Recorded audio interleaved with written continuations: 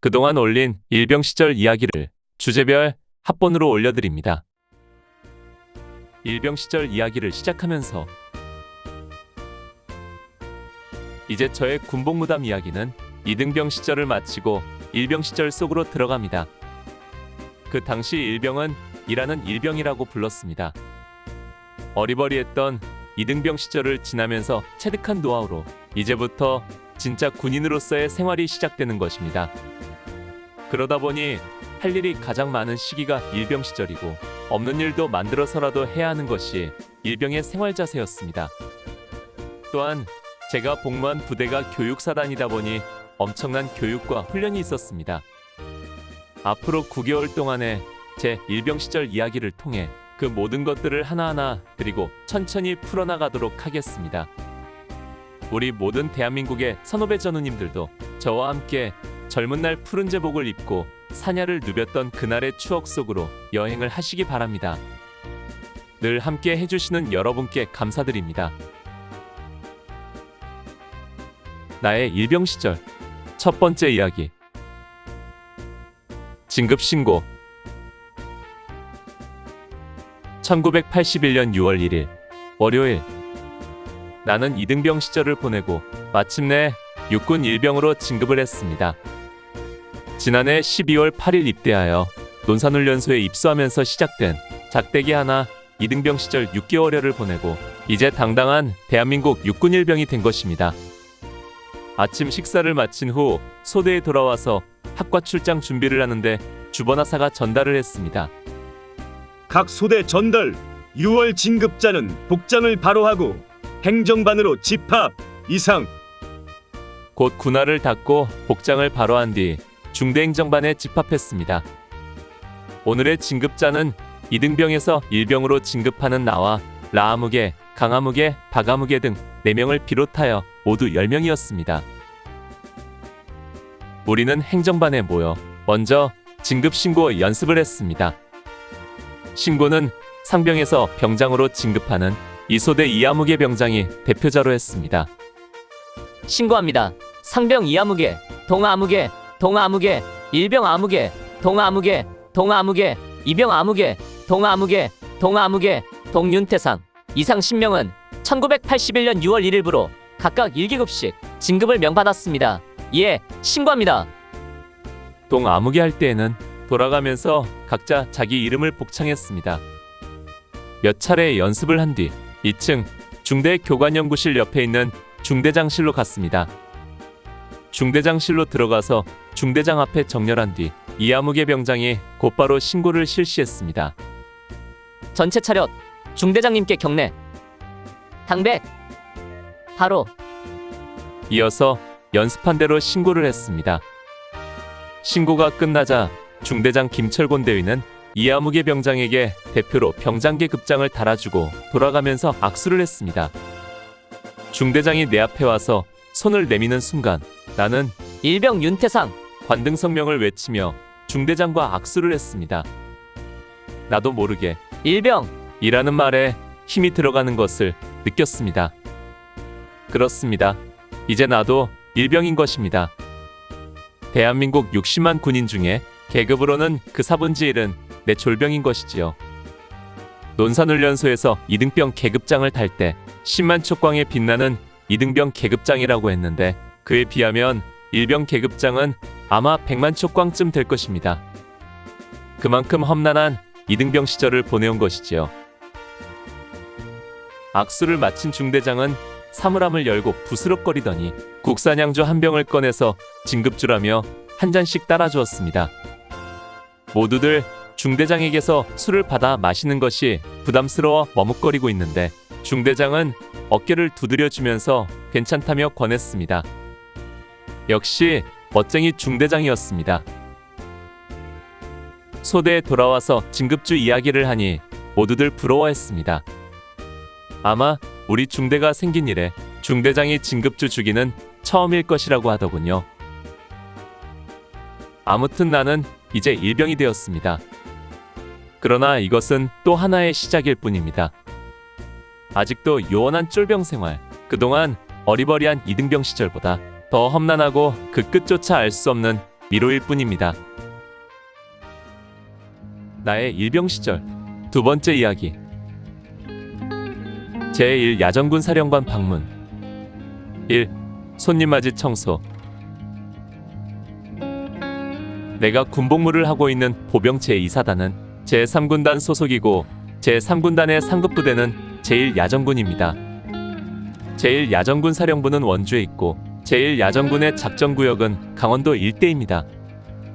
내가 전입 갔을 때 제1야전군 사령관은 윤석민 대장이었는데 1981년 5월에 이임하고 그 후임으로 김윤호 중장이 부임했습니다.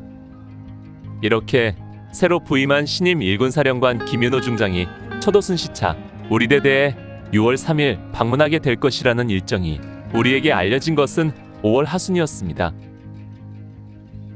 제1야전군 사령관. 실로 어마어마하게 높은 사람입니다. 동부전선과 강원도 지역을 책임지고 있는 제1야전군 예하 각 군단과 직할부대 그리고 각 사단, 연대, 대대, 중대, 소대, 분대를 통틀어 단 한 명뿐인 가장 높은 사람입니다. 나는 이제 겨우 일병 계급장을 달고 있는 가장 낮은 밑바닥 쫄병이고 그는 동부전선 일대를 책임지고 있는 군인들 중에 가장 꼭대기에 위치하는 사람입니다. 사실 나 같은 사람은 평생 얼굴조차 한번 마주보기 어려운 사람입니다. 그런데 이런 존귀하고 높은 사람이 우리 대대를 방문한다니. 내가 일병으로 진급하여 맞은 첫 번째 과업은 이 어마어마하게 높은 사람을 맞이할 준비를 하는 것이었습니다. 말단 보병대대에서 군사령관을 맞이하기 위한 준비는 상상을 초월했습니다. 군인은 전쟁에서 전투만 잘하면 되는 것이라고 생각하면 큰 오산입니다. 사실 평상시에는 전투에 관련된 업무보다 다른 과업이 더 많았고 그런 와중에서 죽어나는 것은 역시 우리 같은 쫄병들이었지요. 군사령관을 맞이하기 위한 첫 준비는 청소부터 시작했습니다. 군사령관 방문이 알려진 뒤 5월 말에 접어들면서 부대 주변 청소에 대한 전달 사항이 부쩍 늘어나기 시작했습니다. 매일 업무가 끝나면 소대 선임하사가 중대본부에 지시사항을 전하는 시간이 있습니다. 학교로 말하면 일종의 종례 시간인데 군대에서는 이것을 결산이라고 했습니다. 바로 이 결산 시간에 첫 번째 강조사항이 청소였습니다. 청소는 새벽부터 시작합니다. 일조점호를 간단하게 마치고 아침 구보 대신 담당 청소구역을 깨끗이 쓸고 지작물을 제거하는 일에 매달렸습니다.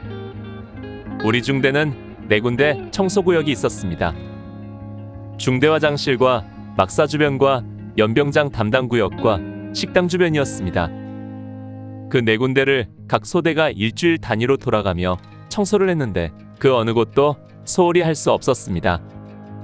특히 막사 주변과 식당 주변 청소는 해도 끝이 없었습니다. 이 밖에도 제초 작업과 잡목 제거, 방치된 물건 등을 치우고 꼭 필요하지만 눈에 거슬리는 것들은 일시적으로 뒷산에 가져다가 감췄습니다. 그나마도 아침 식사와 학과 출장 때문에 청소를 마냥 할 수 없었습니다. 40여 분 청소하고 재빨리 돌아오면 6시 50분. 곧바로 아침 식사 집합을 하고 치열한 하루 일과를 시작합니다. 이렇게 구석구석 매일매일 쓸고 치우고 또 쓸고 치워도 끝이 없었습니다. 이번에는 중대장이 직접 검사에 나서 지적당한 소대는 얼차려를 받으면서까지 청소를 해야 했으니 청소 노이로제가 걸릴 지경이었습니다. 그러나 이것은 그저 예행 연습에 불과했습니다. 본격적인 준비는 방문을 나흘 앞둔 5월 31일부터 시작되었습니다. 군사령관의 방문에 앞서 그의 취향과 지휘 방향, 그리고 대대 방문 시 그의 동선 등에 대한 정보가 속속 전달되어 들어왔습니다. 그 중에서 가장 핵심적인 것이 그의 동선이었는데 이것이 가장 큰 문제였습니다. 군사령관이 대대본부를 방문하여 브리핑을 받고 나와서 바로 우리 11중대 화기소대, 즉 내가 살고 있는 우리 내무반을 살펴보고 뒷문으로 나가는 코스였습니다. 진짜 문제는 바로 그 다음이었습니다. 우리 내무반을 나가서 시찰할 가장 중요한 구역이 있었는데 바로 우리 중대의 화장실을 둘러본다는 것입니다. 참으로 뜬금없어 보이는 화장실 시찰. 그런데 신임 군사령관의 지론이 부대의 위생 상태는 화장실을 보면 알 수 있다는 것이랍니다. 즉, 화장실을 둘러보는 것으로 부대 위생 상태를 점검하겠다는 것이었습니다. 이 말은 그냥 단순하게 화장실 청소만으로 문제가 해결되지 않는다는 것을 말하는 것이었습니다.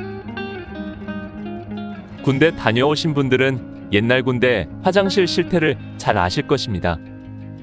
위생과는 전혀 상관없이 오로지 배설물 처리 목적으로만 존재하는 것이 군대 화장실이었습니다. 푸세식으로 아래는 뻥 뚫린 엄청나게 큰 분뇨통이 있습니다. 이것이 바로 우리 앞에 버티고 있는 적군이었고, 이제부터 우리가 날마다 배설한 똥과의 전쟁을 시작해야 하는 것입니다. 나의 일병 시절 세 번째 이야기. 제1야전군 사령관 방문. 이 똥과의 전쟁. 어마어마하게 높은 제1야전군 사령관의 대대 방문 시 부대 청결 사항을 평가하는 척도가 화장실 위생 상태를 보는 것이라는 정보가 전해졌습니다. 그래서 가장 먼저 화장실 청소부터 시작했습니다. 1981년 5월 31일. 그날은 일요일이었습니다. 이날 아침부터 우리 중대는 똥과의 전쟁을 시작하였습니다. 전 중대원이 동원되어 화장실 분뇨를 퍼내는 작업을 시작한 것입니다. 중대 인사계의 지휘 아래 우리들은 2명이 한조가 되어 똥통으로 쓰는 양동이 손잡이에 긴 막대기를 끼우고 분뇨를 퍼서 날랐습니다. 대대 안에 쓸만한 통들은 모조리 동원했습니다. 퍼낸 분뇨는 10중대 뒤 산자락에 큰 구덩이를 파서 웅덩이를 만들고 그곳에 수도 없이 갖다 쏟아 부었습니다. 우리 중대원 120여 명이 사용하는 화장실인지라 크기가 만만치 않았습니다. 처음에는 옷이나 손에 오물을 묻히지 않으려고 애를 썼으나 나중에는 옷이고 손이고 온통 똥투성이가 되었습니다. 처음에는 냄새가 진동하고 더러운 생각에 몸을 사렸지만 나중에 기왕 버린 몸이 되자 냄새도 오물도 예사롭게 되더군요. 화장실을 퍼내다 보니 그 속에서 그야말로 온갖 잡다한 것들이 다 나왔습니다. 그 중에서 가장 많은 것이 소주병, 그리고 빵봉지, 과자봉지, 또 속옷과 전투복 같은 피복류들도 많이 나왔습니다. 당시 쫄병들은 PX에서 빵이나 과자를 사도 고참들이 즐비한 그곳에서 먹지 못하고 나와서도 먹을 곳이 마땅치 않았으므로 화장실에서 먹고 그 봉지를 아래로 버리는 일이 많았던 것입니다. 또한 소문으로 게으른 고참들이 낡거나 더러워진 자기 전투복을 화장실에 버리고 세탁권 조장에서 쫄병들의 새 전투복을 훔쳐서 입는다는 이야기들이 있었는데 그 말이 사실인 것 같았습니다. 오전 4시간을 퍼내자 마침내 화장실이 바닥을 드러냈습니다. 바닥이 드러나자 덩치가 작은 2명의 쫄병이 분뇨통 바닥으로 들어갔습니다. 그리고 물을 떠다가 벽과 바닥을 닦아내기 시작했습니다. 소를 이용해서 남아있는 오물을 깨끗이 닦아내고 그 물을 다시 퍼냈습니다. 옛날 군대에서 화장실을 미신하우스하고 혓바닥으로 핥았다는 이야기를 들었는데 아마 그 말이 거짓이 아니었을 것 같더군요. 분뇨통 물 청소를 하는데 2시간 가까이 걸렸습니다. 우물장까지 양동이를 들고 가서 물을 퍼다가 내려주면 안에 들어가 있는 사람이 물 청소를 하고 그 물을 퍼내주면 다시 뒷산에 갖다 버리기를 수도 없이 했습니다.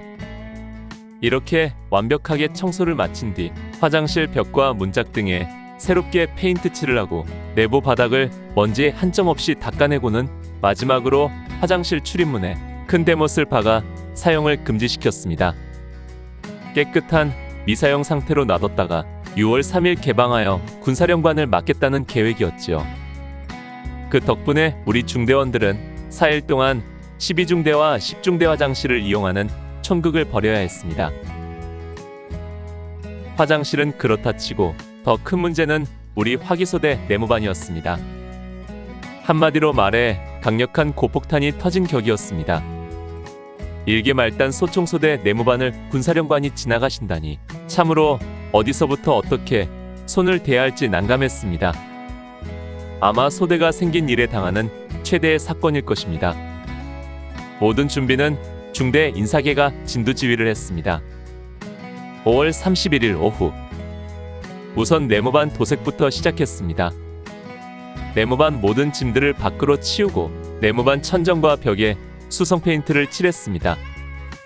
그리고 창문의 등화관제 차광막을 새 것으로 교체해 달았습니다.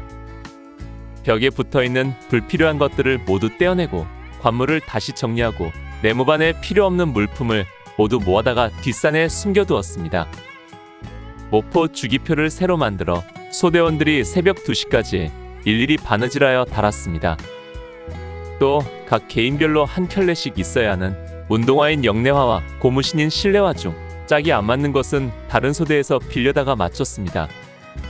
페인트 칠 하고 난 뒤에 네모반 곳곳에 묻은 얼룩을 지우는 것도 간단치 않았습니다. 그와 별도로 내가 수행해야 할 과업도 있었습니다.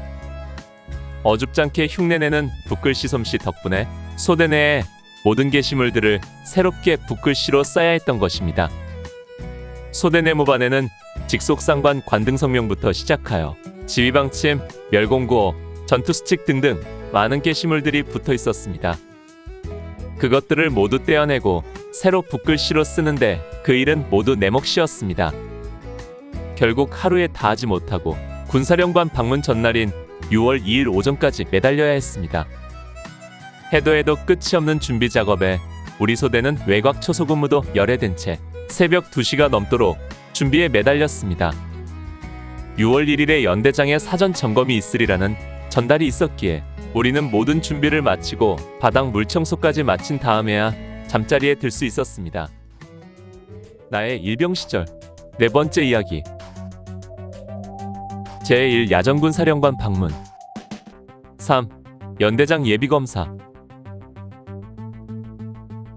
참으로 1981년 5월 말은 분주한 시간들이었습니다.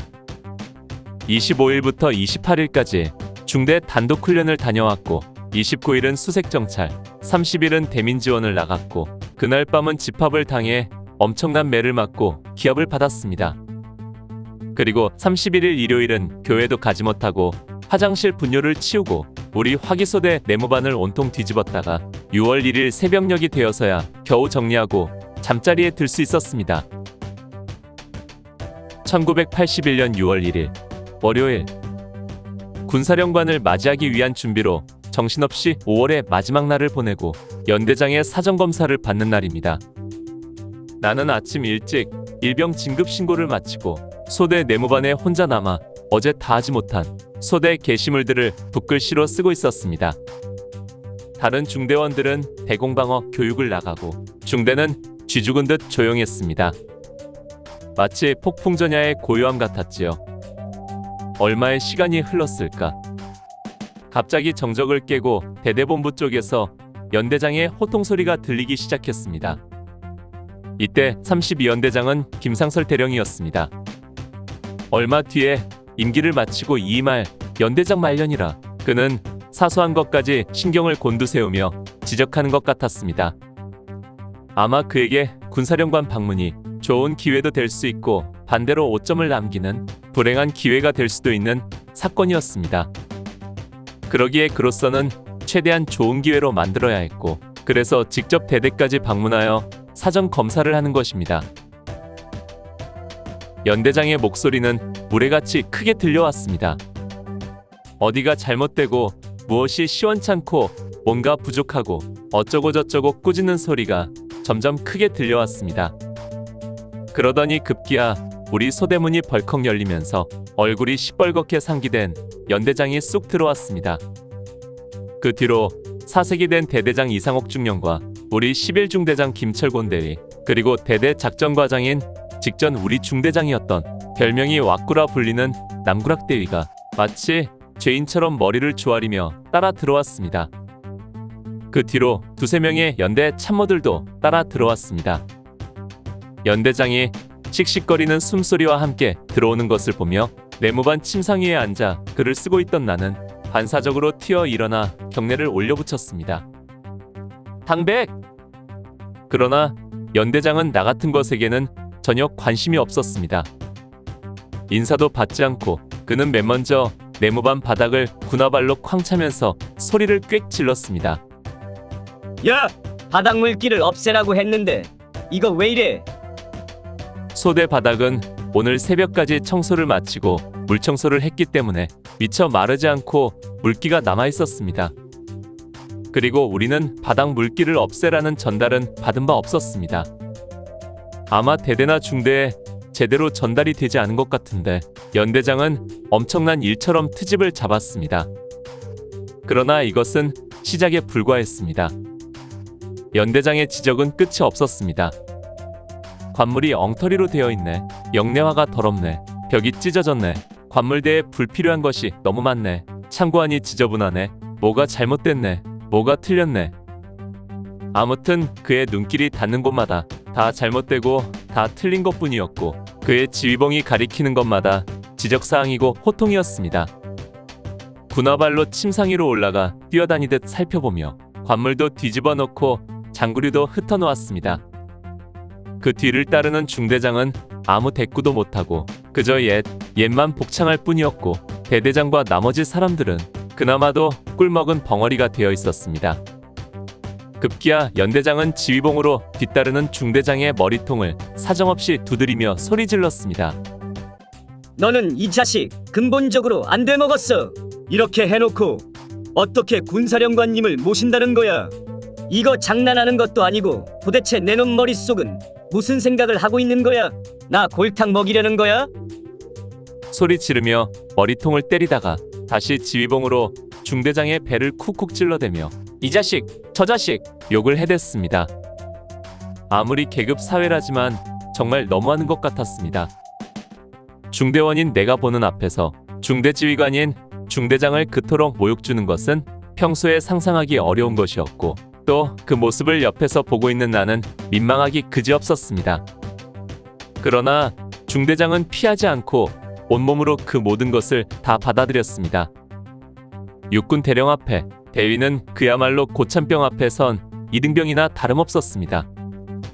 30여 분 동안 소리 지르고 중대장 머리와 배를 때리고 찌르며 씩씩거리던 연대장은 내일 다시 오겠다는 아기 같은 말을 남기고 돌아갔습니다. 나의 일병 시절 5번째 이야기. 제1 야전군 사령관 방문. 4. 연병장과 도로작업. 연대장이 와서 소대를 초토화시키고 간 6월 1일 오후 우리 소대는 학과 출장을 취소하고 소대 정리를 다시 했습니다. 먼저 관물정돈부터 시작했습니다. 관물을 훈련소처럼 전투복 2벌에 러닝, 팬티, 양말, 손수건, 면수건까지 속에 편지지를 넣어 길이 25cm, 높이 2cm 규격으로 벽돌처럼 각을 잡아 정돈했습니다. 그 다음으로는 연대장이 지적한 영내화 등 신발들을 정리했습니다. 그 당시 각자 개인에게 지급되는 신발이 여러 가지였습니다. 먼저 군화가 2켤레, 작업과 훈련 때 착용하는 통일화, 운동화인 영내화, 세면장을 가거나 평상시 신는 고무신인 실내화 등이었습니다. 이 중에서 군화와 통일화는 규정 수량에 맞춰 지급했으나 졸병들은 영내화와 실내화는 제대로 짝을 맞춰 가지고 있지 못했습니다. 그래서 전날 임시로 다른 소대에서 빌려다가 짝을 맞추기는 했지만 크기나 색깔이 맞지 않아 중구난방이었고 연대장이 이것을 지적했던 것입니다. 그래서 영내화와 실내화를 다시 빌려다 짝을 맞추고 세척하고 정리를 했습니다. 그리고 소대 비품들을 다시 세척하거나 수선하여 정위치 시켰습니다. 또 소대 창고와 내무반장실 장판을 다시 깔고 벽지를 새로 도배했습니다. 뿐만 아니라 더블백 명찰과 관물대 명찰을 모두 떼어내고 다시 써서 붙였습니다. 벽에 붙어있는 많은 게시물 중 멸공투쟁 3대 지표, 군인의 길, 전투수칙, 보급경제의 신조만 다시 써서 붙이고 나머지는 모두 떼어냈습니다. 이 일들은 모두 내가 해야 할 일이었습니다. 또다시 우리 소대는 발칵 뒤집혔고 재정리하는 작업은 다음 날인 6월 2일 오전까지 계속되었습니다. 마지막으로 바닥을 물청소하고 연대장 지적사항이었던 바닥 물기를 모두 제거했습니다. 사실 내무반 바닥을 걸레로 닦아 물기를 제거하는 것이 그리 쉽지 않은 일이었습니다. 걸레를 수없이 빨아다가 닦아내고 네모반 문을 모두 열어 바닥이 마르도록 했습니다. 6월 2일 오후, 우리는 행군간 경계 교육을 나가고 없는 사이 연대장이 다시 와서 검사를 했는데 전날과는 달리 큰 지적 없이 지나갔다고 하더군요. 나는 아직 할 일이 조금 남아 있었지만 전날 가시방석 같았던 것을 생각하여 교육에 나가 현장에 없었습니다. 군사령관을 맞을 준비는 이것으로 끝이 아니었습니다. 우리 소대는 소대 자체의 준비에 매달렸지만 나머지 대대 전병력은 또 다른 준비에 동원되고 있었습니다. 군사령관이 부대로 들어오는 방법이 공중으로 헬기를 이용할 것인지 아니면 지상으로 지프차를 이용할 것인지 알 수 없었기 때문에 그 두 가지를 모두 준비해야 했습니다. 그래서 먼저 연병장에 헬기 착륙장을 만들었습니다. 그 넓은 연병장을 깨끗하게 쓸고 대대본부 출입문 가까운 곳에 한쪽 면이 반반한 돌을 주워다가 H자로 땅을 파고 그 돌들을 묻어 깔았습니다. 돌에는 빨간 페인트를 칠하고 주위에는 둥근 원을 그린 다음 벡토를 깔아 깔끔하고 그럴듯한 헬기 착륙장을 만든 것입니다.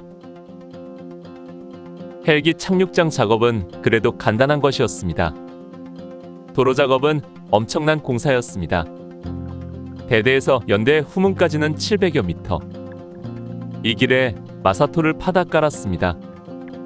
대대 전병력이 나가서 근처 산에서 단가를 이용하여 마사토를 파다 도로에 굴곡이 없도록 곱게 펴서 깔았습니다. 개미 역사가 따로 없었습니다.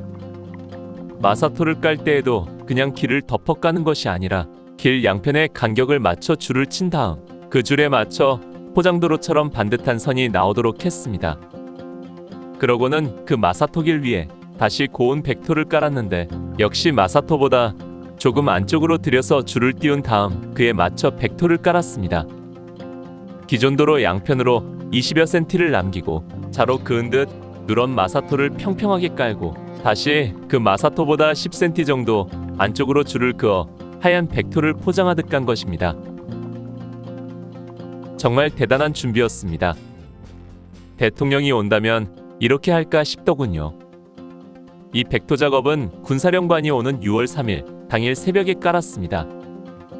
왜냐하면 군사령관이 밟고 들어올 길에 다른 차량 바퀴 자국이 남으면 안 되었기 때문입니다. 그 때문에 전 대대병력이 5시에 기상하여 벡토 까는 작업에 투입되었습니다. 벡토를 깔고 난 뒤부터는 그 길에 차량 출입을 완전 봉쇄하고 우리 대대에 들어오는 차량은 모두 1대대를 거쳐 4대대 쪽으로 넘어오게 했습니다. 누군가가 농담으로 이런 말을 하더군요. 군사령관 히프가 차 의자에서 1cm 이상 들썩이면 연대장 모가지가 날아갈 것이다. 이 말에 모두들 웃었지만 나는 속으로 그럴 수도 있을 거라고 생각했습니다. 왜냐하면 여기는 군대이기 때문입니다. 나의 일병 시절 6번째 이야기. 제1 야전군 사령관 방문. 군사령관 방문하는 날 1981년 6월 3일 수요일. 마침내 제1야전군 사령관 김윤호 중장이 취임 후 초도순 씨를 위해 32연대 3대대와 우리 11중대 화기소대를 시찰하기로 예정된 날이 밝았습니다. 지난 일주일여 주변 청소부터 시작하여 주변을 정리하고 똥과의 전쟁을 치르고 우리 소대를 발칵 뒤집어 놓고 연병장을 다 쓸고 헬기 착륙장을 만들고 도로에 마사토와 벡토를 까는 등 법석을 떨어야 했습니다. 이렇듯 부대를 벌집 쑤신 듯 전쟁터를 만들었던 그 결과를 이제 심사받는 일만 남은 것입니다. 군대에서 특별하다는 것은 곧 고생과 직결되는 것입니다. 특별한 과업이나 임무가 주어질 때 우리 같은 하급 부대에서 왜 우리에게 이런 일이? 라는 원망과 이유는 아무 의미가 없습니다. 그 누구도 이에 대해 설명해주지 않았고 알 필요도 없었습니다. 오직 임무가 주어지면 실행해야 하고 그 결과에 대한 책임만 있을 뿐입니다. 그러기에 힘든 훈련이나 특별한 상황이 주어져서 고생을 하게 되더라도 그저 재수 없어 그렇게 된 것으로 생각하고 빨리 그 상황에 나를 맞춰가는 것이 가장 신상에 이로운 것이었습니다. 제1야전군 산하 그 수많은 부대와 소총소대가 있는데 하필 왜 우리 대대, 우리 소대가 방문지로 잡혀서 이 고생을 하게 되는지 처음에는 그게 불만스러웠는데 그러나 그 모든 것이 부질없는 감상이라는 것을 깨닫는 데는 그리 오래 걸리지 않았습니다. 내가 걱정하고 불만이 있다고 변할 수 있는 것은 아무것도 없었기 때문입니다. 6월 3일은 수요일로 정훈교육의 날이었습니다. 우리는 평상시와 다름없이 정상적인 교육 일정대로 오전 첫 시간은 각 소대별로 주제 발표를 했습니다. 다만 우리 화기소대는 그동안 애써 준비한 것들이 손상이 갈까봐 우리 내무반에서 교육을 하지 못하고 1소대에서 함께 주제 발표를 했습니다. 그러나 중대장 이하 모든 중대원들의 관심과 촉각은 모두 군사령관 방문에 쏠려 있었습니다. 언제 어떤 식으로 그가 올 것인지, 그리고 와서 어떻게 하고 갈 것인지, 우리가 애써 준비한 것들이 그의 마음에 들 것인지 등등. 오전 10시 주제 발표 시간이 끝나고 지휘관 정훈 교육을 위해 3소대 내무반의 전 중대원이 모여 중대장의 정훈 교육을 받기 시작했습니다. 그러나 교육은 제대로 되지 않았고 팽팽한 긴장만이 우리를 감쌌습니다.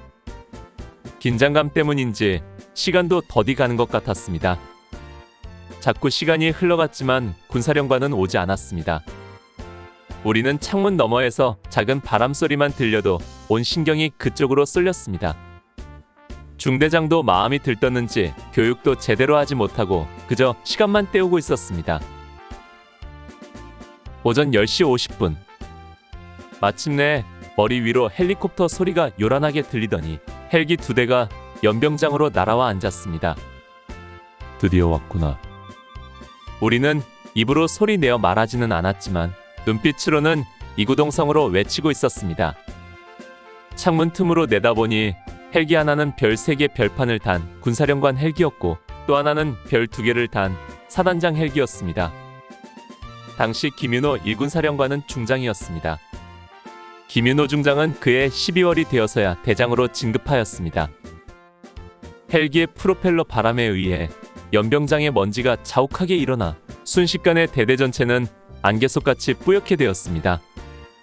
우리는 창문 너머로 들리는 엄청나게 큰 헬기 소리와 그 바람으로 일어나는 먼지와 나뭇가지들의 흔들림을 보며 그 상황에 충분히 압도당하고 있었습니다. 다른 생각은 들지 않았습니다. 저 위대하신 분이 와서 어떻게 하고 갈 것인지가 가장 큰 관심사였습니다. 그의 입에서 만족한 소리가 나오면 앞으로 우리의 생활이 좀 나아지겠지만 만에 하나 질책이나 기분 나쁜 반응이 나온다면 우리들의 앞날은 괴로울 것이기 때문입니다. 중대장은 애써 침착해지려고 하는 모습이 역력했지만 그러나 목소리는 떨려 나왔고 교육 내용도 중언부언했습니다. 아니, 헬기 소리에 밀려 교육 자체가 불가능할 정도였습니다. 그때 마침 나는 창문가에 앉아 있었습니다.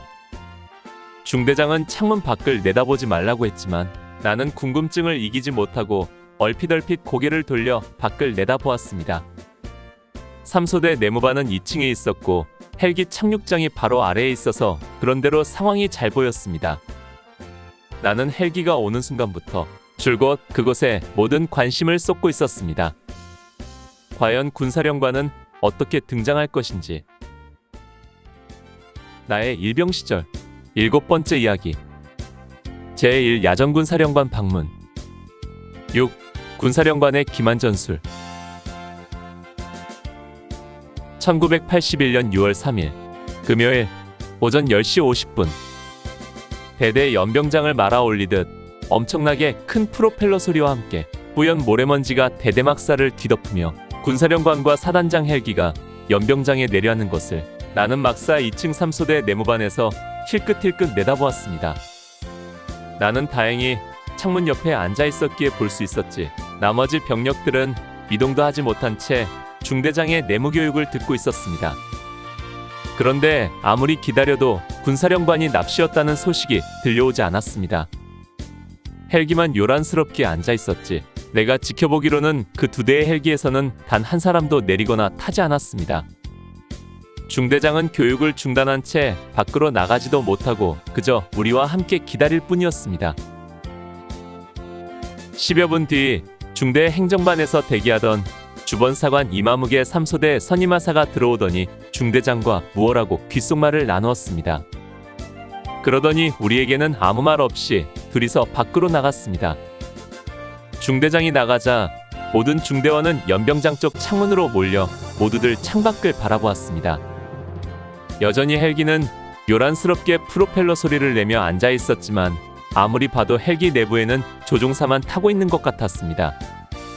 그리고 대대에서나 중대에서는 아무런 상황이 벌어지지 않고 있었습니다. 그나마도 30여 분이 지나자 헬기는 다시 이륙하더니 날아가 버리고 말았습니다. 잠시 후 주번하사가 와서 전달했습니다. 각각 자기 소대로 돌아가서 12시까지 소대별 정훈을 실시할 것. 우리가 소대로 돌아오자 곧이어 우리 선임하사 방중사가 들어왔습니다. 그리고 우리는 선임하사를 통해 오늘의 상황을 전달받았습니다. 오늘 군사령관은 방문하기로 예정되어 있던 우리 3대대가 아니라 1대대를 기습 방문했다는 것입니다.